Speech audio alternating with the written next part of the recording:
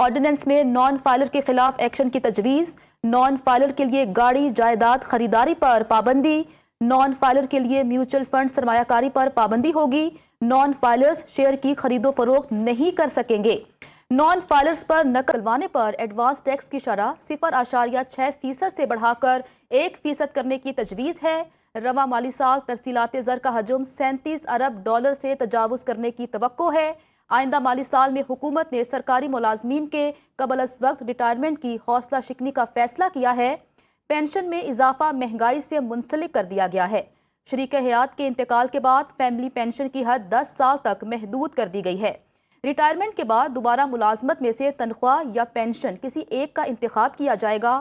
World bank اور IMF آئندہ 10 سال میں موسمیاتی تبدیلیوں سے نمٹنے کے لیے $40 ارب دیں گے۔ IMF نے کلائمیٹ چینج کے لیے $1 ارب 40 کروڑ کا فنڈ فراہم کیا ہے۔ وفاقی وزیر خزانہ بجٹ پیش کر رہے تھے، جبکہ اگلے 5 سال میں IT برآمدات کو بڑھا کر $25 ارب تک لے جایا جائے گا۔ آئندہ مالی سال کے لیے معاشی ترقی کا ہدف 4.2% رکھا گیا ہے۔ آئندہ مالی سال کے لیے مہنگائی کی اوسطاً شرح کا ہدف 4.5% مقرر کیا گیا ہے۔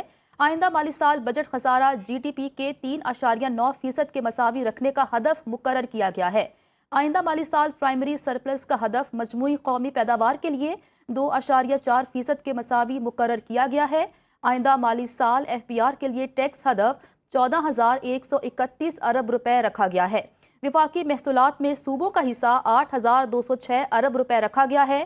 آئندہ مالی سال میں نان ٹیکس ریونیو کا ہدف 5,147 ارب مقرر کیا گیا ہے۔ آئندہ مالی سال وفاقی حکومت کی خالص آمدنی 11,072 ارب ہوگی، جبکہ آئندہ مالی سال حکومت کے لیے اخراجات کا تخمینہ 17,573 ارب مقرر کیا گیا ہے۔ آئندہ مالی سال سود قیمت میں 8,207 ارب ادا کیے جائیں گے۔ آئندہ مالی سال حکومت کے جاری اخراجات کے لیے تخمینہ 16,286 ارب رکھا گیا ہے۔ وفاقی حکومت پبلک سیکٹر ڈیولپمنٹ پروگرام کے تحت 1,000 ارب خرچ کرے گی۔ آئندہ مالی سال میں دفاعی بجٹ کے لیے 2,550 ارب مختص کیے گئے ہیں۔ آئندہ مالی سال میں سول انتظامیہ کے لیے 971 ارب مختص کیے جا رہے ہیں۔ آئندہ مالی سال حکومت پینشنرز کو 1,055 ارب ادا کرے گی۔ آئندہ مالی سال کی بات کریں تو حکومت بجلی اور دیگر شعبوں کو سبسڈی کی مد میں 1,186 ارب دے گی۔ حکومت نے گرانٹس کی مد میں 1,928 ارب مختص کیے ہیں، جبکہ جاری اخراجات سے حکومت آزاد جموں کشمیر پر 140 ارب خرچ کرے گی۔ آئندہ مالی سال میں جاری اخراجات میں سے حکومت گلگت بلتستان کو 80 ارب فراہم کرے گی۔ خیبر پختونخوا کے ضم شدہ اضلاع کے لیے آئندہ مالی سال میں 80 ارب مختص کیے جا رہے ہیں۔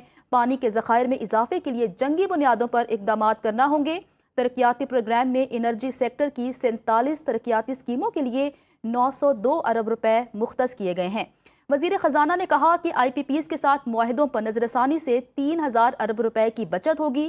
تاریخ میں پہلی بار توانائی بچت کے اصولوں پر مبنی بلڈنگ کوڈز منظور کیے گئے ہیں۔ حکومت نے سستی بجلی کے حصول کے لیے جامع منصوبہ بندی کر لی۔ ان منصوبوں کے تحت 4,000 ارب سے زائد کی بچت کی گئی ہے۔ رواں سال کرنٹ اکاؤنٹ 1.5 ارب سرپلس رہنے کا امکان ہے۔ FBR نے رواں سال 78.4 ارب کے محاصل وصول کیے۔ بزنس کانفیڈنس انڈیکس میں نمایاں بہتری آئی ہے۔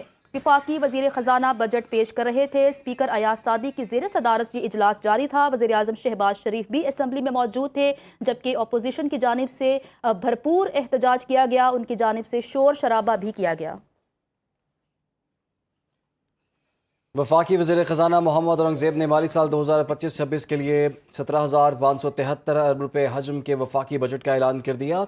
اس سال اقتصادی ترقی کی شرح 4.2%، جبکہ بجٹ خسارہ GDP کا 3.9% رہنے کی توقع ہے۔